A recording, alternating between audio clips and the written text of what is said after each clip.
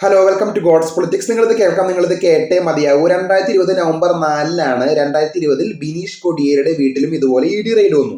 അപ്പോൾ മുഖ്യമന്ത്രി പറഞ്ഞത് ഇങ്ങനെയാണ്: അന്വേഷണ ഏജൻസി ഇവിടെ എത്തിയത് അവരുടെ അന്വേഷണത്തിന്റെ ഭാഗമായിട്ടാണ്, അതുകൊണ്ട് അവരുടെ കൂടി അഭിപ്രായങ്ങൾ നമ്മൾ കേൾക്കണമെന്നും അന്വേഷണത്തിൽ എന്തെങ്കിലും നിയമവിരുദ്ധത ഉണ്ടെങ്കിൽ ആ കുടുംബം നോക്കുമെന്നാണ് പിണറായി വിജയൻ 5 കൊല്ലം മുമ്പ് പറഞ്ഞത്.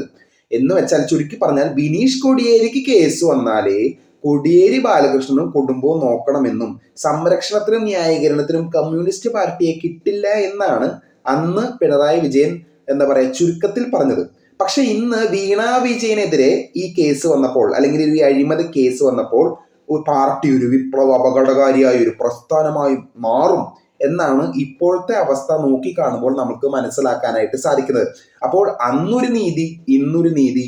കോടിയേരി ബാലകൃഷ്ണന്റെ ആത്മാവ് ഇതൊക്കെ സഹിക്കുന്നുണ്ടല്ലോ എന്ന് നമുക്ക് നോക്കിക്കാണാമെന്നാണ് ഇതിലൂടെ നമുക്ക് മനസ്സിലാക്കാനായിട്ട് സാധിക്കുന്നത്.